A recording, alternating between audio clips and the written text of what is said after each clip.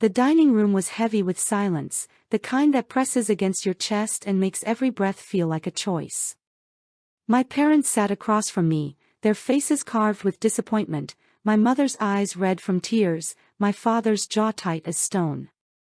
The oak table between us, polished to a mirror shine, reflected the untouched plates of roast beef and mashed potatoes, Sunday dinner, a family tradition. Then my father spoke, his voice low and final. "We've made our decision, Zoe. You're no longer part of this family. My name is Zoe Bennett, and at 35, I'd just been disowned." My sister, Lila, sat beside them, her lips pressed into a thin line, her hands folded neatly in her lap. She'd orchestrated this moment, weaving a web of lies that turned my own parents against me. But as I stood, my chair scraping against the hardwood, I met her gaze. She thought she'd won. She wasn't ready for what I'd do next. Life before that Sunday had been a delicate balance of ambition and comfort, a world I'd built with care in Richmond, Virginia. My apartment was a haven, a second-floor loft with tall, arched windows that caught the morning sun, casting golden patterns across the exposed brick walls. The space was small but mine, filled with the soft hum of my coffee maker brewing each dawn, the faint scratch of my pencil on sketchpads, and the earthy scent of potted ferns lining the windowsills. I'd wake early, sipping coffee while reviewing client emails, my desk a chaotic spread of color swatches, design mock-ups, and half-finished logos. As a freelance graphic designer, I thrived on the challenge of transforming a client's vision into something tangible, a sleek logo for a local bakery, a vibrant poster for a music festival, a website that felt like a digital handshake. My days were long, often stretching into evenings as I tweaked fonts or met clients at cozy downtown cafes, their chatter blending with the clink of espresso cups. I loved the freedom, the way each project was a puzzle only I could solve, but it came at a cost. Late nights meant missed dinners with friends, and my savings were often funneled into software upgrades or marketing to keep my business afloat. Beyond work, my life was rich with small joys. I'd spend Saturday mornings at the corner bookstore, running my fingers along the spines of novels, picking out a new mystery to lose myself in.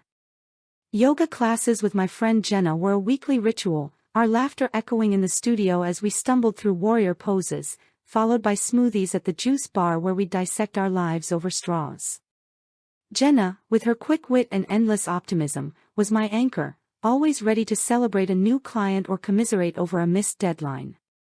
Family, though, was the heartbeat of my world. Every Sunday, I'd drive to my parents' suburban home, a two-story colonial with a wraparound porch adorned with hanging flower baskets.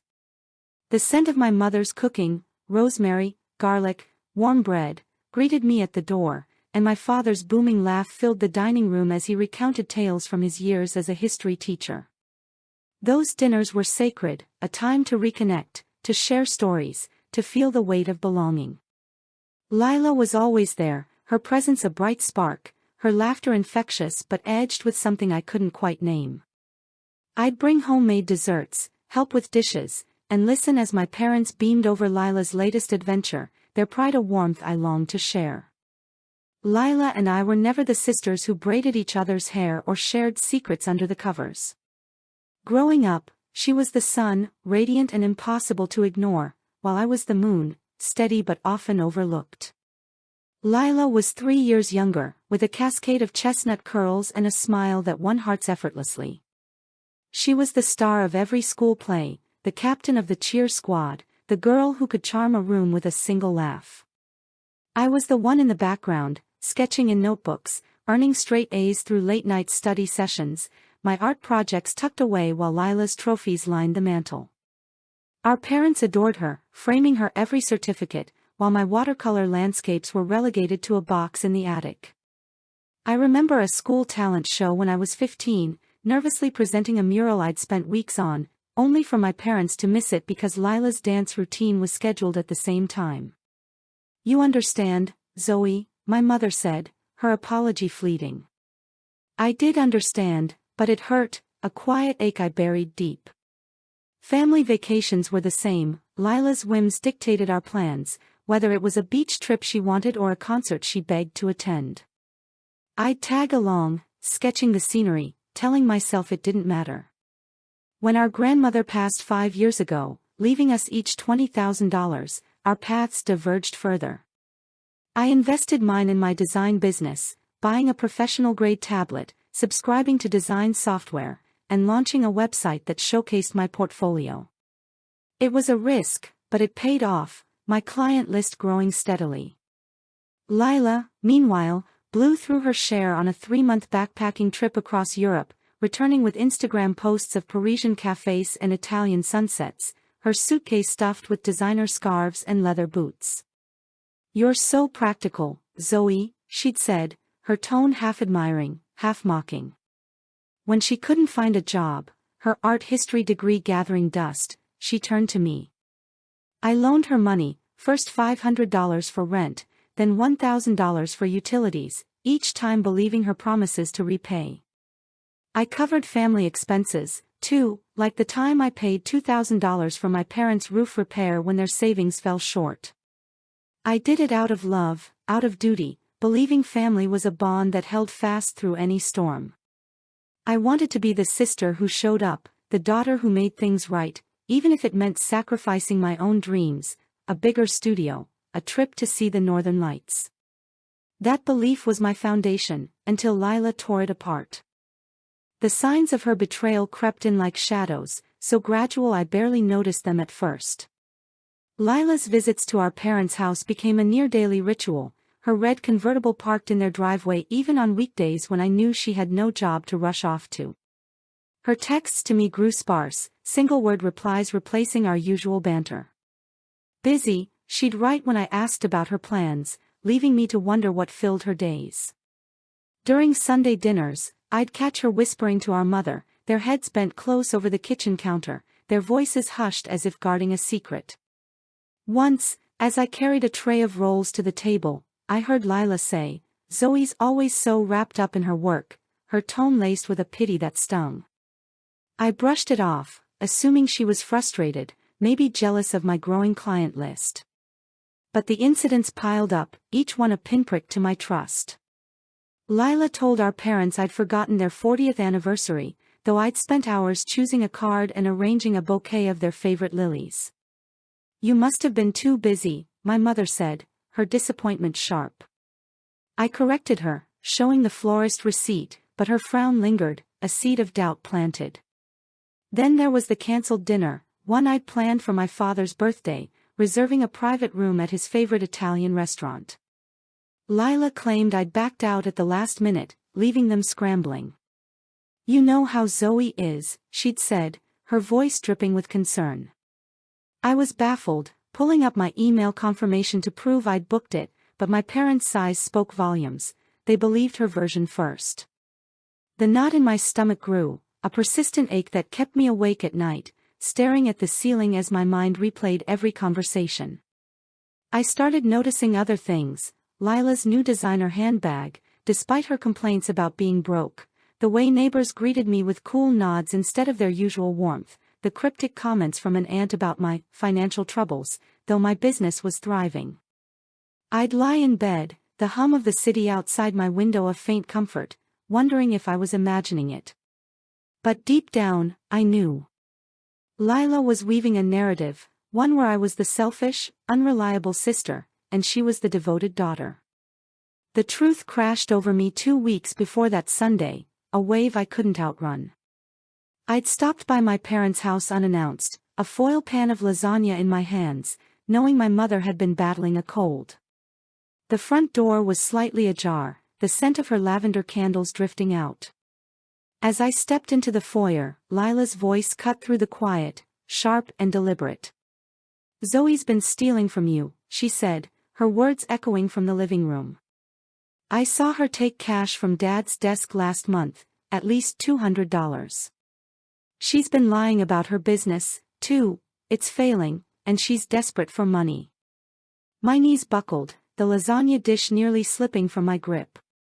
I stood frozen, the hardwood creaking beneath me, as she continued. "She borrowed $5,000 from you last year, didn't she? She never planned to pay it back. She's using you. My parents' voices were softer, laced with shock but no disbelief. We trusted her, my mother whispered. How could she do this? My father added, his tone heavy with betrayal. The lasagna grew heavy, a weight I couldn't bear. I wanted to storm in, to scream that it was a lie. I'd never taken a cent, never borrowed thousands, but my feet wouldn't move. Lila's words were a meticulously crafted trap, and I needed more than anger to escape it.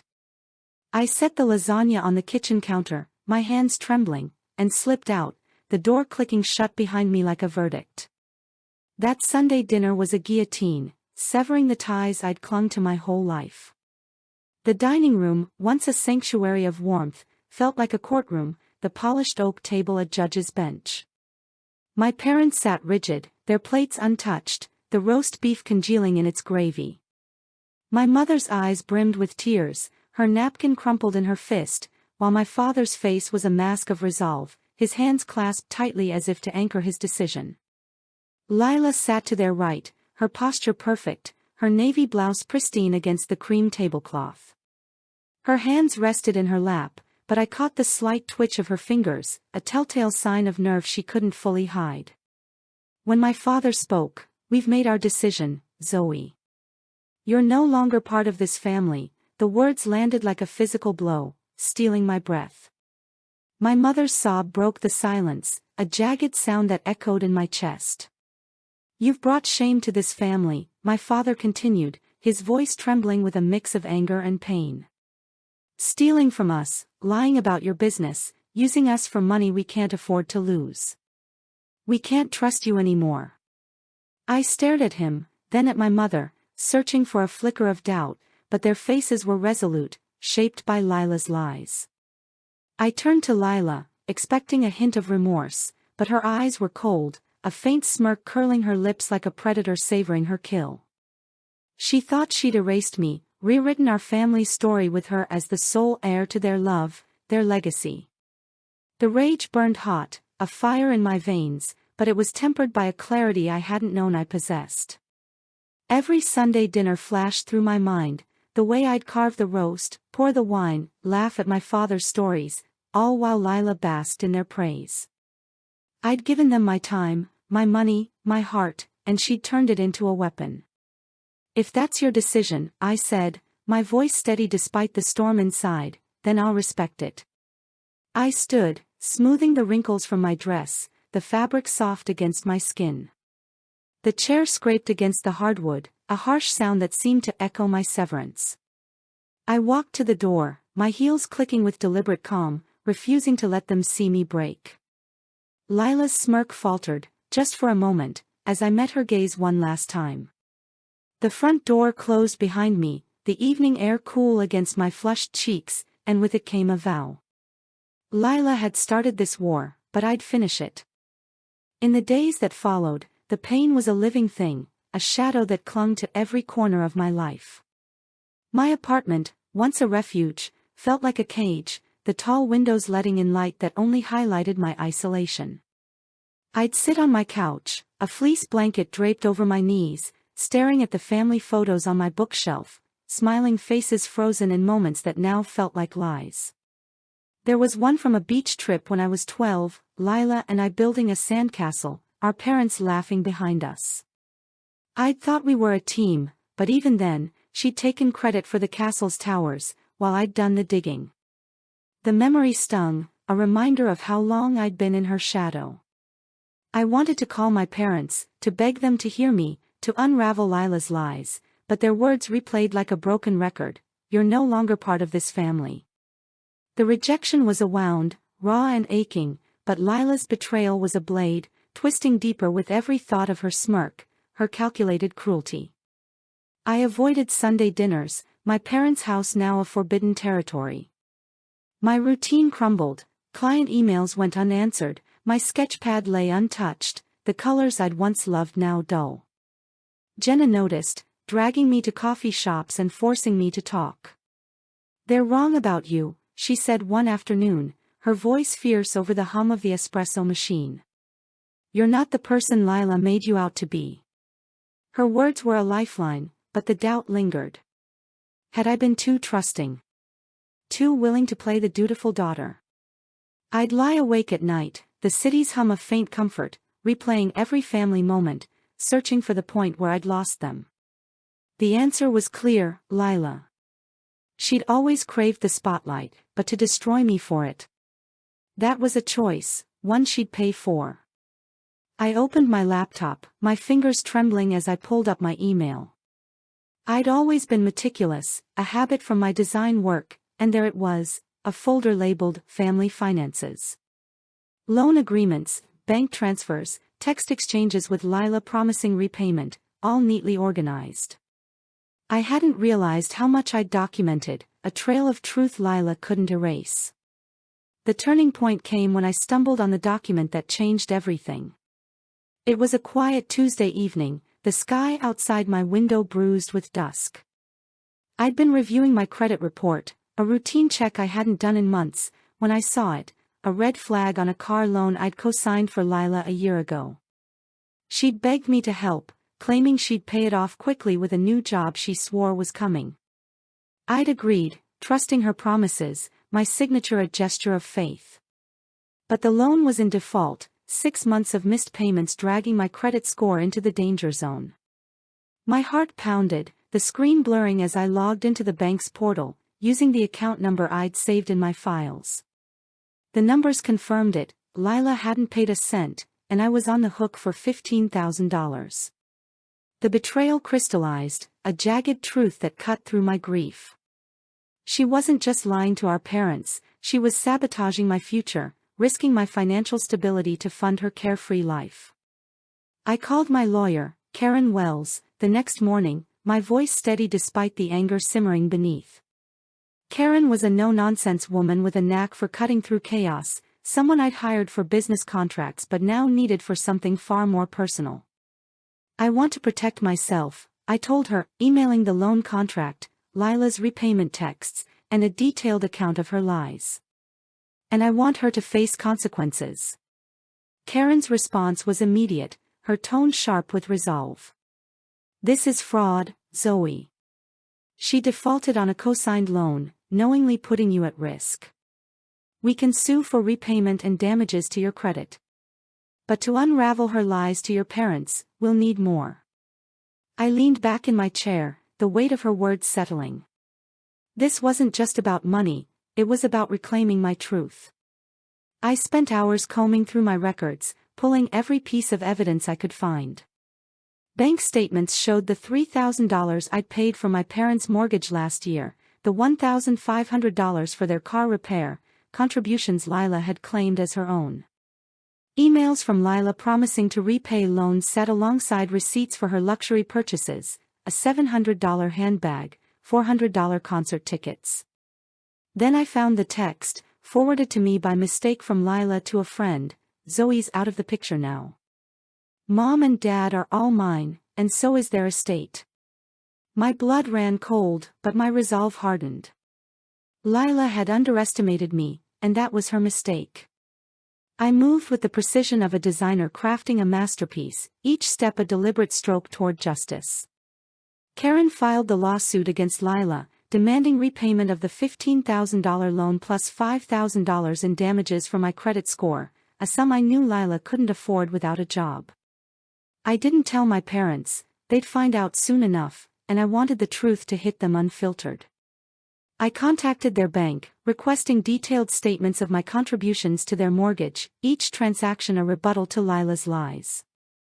I dug deeper, finding a paper trail of Lila's deceit, texts where she'd asked for emergency loans, only to post photos of new shoes on Instagram hours later, emails where she'd promised to help with family expenses, only to dodge every follow-up. I organized it all into a folder, each document a brick in the wall I was building to protect myself. I met Karen at her office, a sleek space downtown with floor-to-ceiling windows overlooking the James River. She reviewed my evidence, her pen tapping against the desk. "This is airtight," she said. "Your parents will have to face the truth, and Lila's going to regret crossing you." I nodded, my hands steady, but inside, I wrestled with doubt. Would exposing Lila heal the wound of my parents' rejection, or would it only deepen it? I pushed the thought aside. This was about justice, not reconciliation.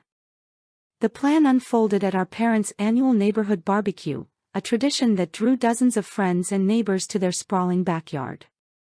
It was a month after the disownment, and I hadn't been invited, my absence a silent confirmation of my exile. But I drove there anyway, the folder of documents tucked in my bag, my heart pounding as I navigated the familiar streets of their suburban enclave. The air was thick with summer heat, the scent of charcoal and grilled burgers mingling with the laughter of children playing tag. Picnic tables were laden with potato salad, watermelon slices, and pitchers of lemonade, the scene a snapshot of community warmth.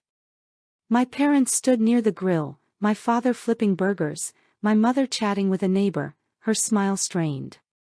Lila was the center of attention, her bright sundress a splash of color as she laughed with a group of friends, a glass of iced tea in her hand. She didn't see me at first, her confidence unshaken, as if my absence had sealed her victory. I approached my father, my steps deliberate, the folder heavy in my hands. "Before you ask me to leave," I said, my voice cutting through the chatter, "read this." He hesitated, his spatula pausing midair, then took the folder, his eyes narrowing as he opened it.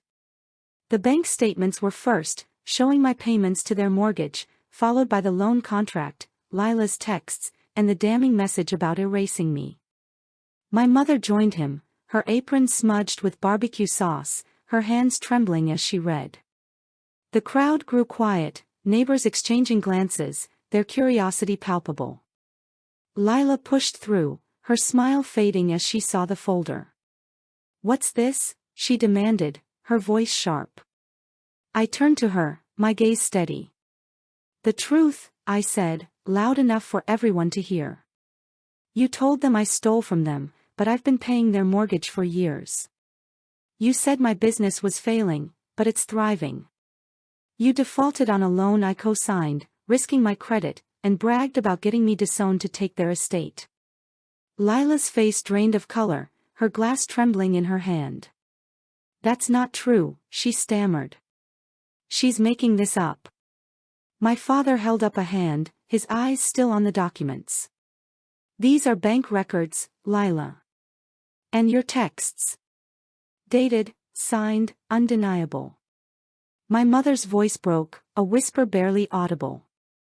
"Zoe, why didn't you tell us?" I met her gaze, unflinching.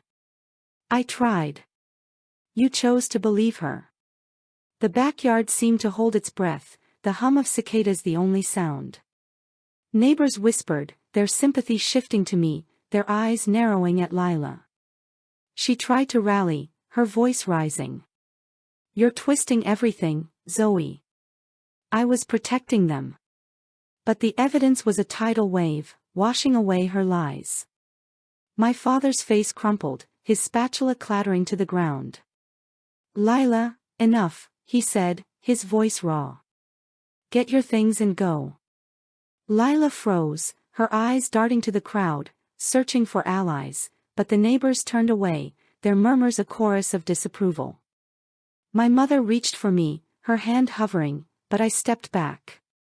"Not now," I said softly. "I need time." I left the barbecue, the folder lighter in my hands, the weight of betrayal lifting with every step. Lila's lies had unraveled, and the truth had set me free, but the cost was a family I might never fully reclaim. The fallout was swift and unforgiving. Lila's world collapsed under the weight of her own deceit. The lawsuit hit her like a storm, the court ordering her to repay the $15,000 loan plus $5,000 in damages for my credit score, a sum she couldn't scrape together without a steady job. Karen had been relentless, presenting the loan contract and Lila's texts as evidence of fraud, the judges ruling a clear condemnation. Lila tried to fight it, hiring a cheap lawyer who fumbled through the hearing, but the paper trail was too strong. She sold her car, the same one I'd co-signed for, to cover part of the debt, moving into a cramped studio apartment on the edge of town. The neighborhood gossip spread like wildfire, Mrs. Larson from across the street told everyone at the community center, and the local Facebook group buzzed with speculation. Lila's charm, once her greatest asset, was useless against the truth. Friends stopped calling, invitations dried up, and her Instagram, once a gallery of curated perfection, went silent. My parents were shattered, their guilt a heavy fog that clung to every attempt at contact. They called daily, leaving voicemails that ranged from tearful apologies to desperate pleas. "We were wrong, Zoe," my mother said in one, her voice breaking. "We should have listened to you." My father sent letters, handwritten pages filled with regret, recounting memories of me as a child, helping him grade papers, sketching in his study, moments I'd thought he'd forgotten. I read them late at night, the words blurring through tears, but I didn't respond. The wound of their rejection was still raw, a bruise that ached with every memory of that Sunday dinner. I started therapy, meeting weekly with a counselor named Dr. Ellis, whose calm questions helped me untangle the guilt and anger. "You're allowed to set boundaries," she said, her office a quiet sanctuary of books and soft lighting. "Family doesn't mean obligation." Her words were a revelation, a permission I hadn't known I needed. Professionally, I was rebuilding, my focus sharper than ever. The disownment had disrupted my work, but I leaned into it, pouring my pain into my designs. I landed a contract with a national retailer, creating a branding campaign for their new clothing line. My logos soon splashed across billboards and online ads. Clients praised my creativity, unaware of the fire fueling it. I met with them in sleek downtown offices, my portfolio now a testament to my resilience, each project a step away from Lila's shadow. Jenna was my constant, hosting game nights in her cozy apartment, where we'd play Scrabble and laugh until midnight. She introduced me to her book club, a group of women who welcomed me with open arms, their discussions of novels a new kind of family. I started volunteering at a local art center, teaching kids to draw, their eager faces a reminder of the joy I'd once found in creating. Life was different, but it was mine, built on my terms. 6 months later, I stood in my new studio, a bright, airy space I'd leased with the retailer contract's earnings. The walls were a gallery of my work, vibrant logos, intricate sketches, watercolors I'd once hidden in drawers now framed and celebrated. The studio smelled of fresh paint and coffee, my desk cluttered with markers and mock-ups, a testament to the life I'd reclaimed. My phone buzzed with another text from my mother, asking to meet, her words tentative but earnest. I let it sit unanswered, not out of anger but clarity. I'd learned to build a life without their approval, surrounded by people who saw me for who I was. Jenna and her book club had become my chosen family, their laughter filling my weekends. My clients respected my vision, commissioning projects that pushed my creativity to new heights. I'd even started dating, a tentative step with a kind architect named Mark, whose quiet humor made me feel seen. Lila, I heard, was a ghost of her former self. She'd moved to a smaller apartment, her social media dormant, her once vibrant life reduced to a whisper. Neighbors spoke of her in hushed tones, their sympathy long gone. She'd tried to rebuild, taking a part-time job at a boutique, but the stain of her lies lingered, a shadow she couldn't outrun. My parents were trying, their apologies evolving into actions, donating to the art center in my name, attending my gallery opening uninvited but silent, their presence a quiet plea. I wasn't ready to forgive, not fully, but I didn't hate them. The pain had softened, a scar rather than an open wound. I thought of Lila's smirk that Sunday, her certainty that she'd won. She'd thought she could erase me, but I'd rewritten my story, stronger, brighter, untouchable. What do you do when someone tries to steal your place in the world? You carve out a new one, bigger than they ever imagined, and let them watch from the shadows.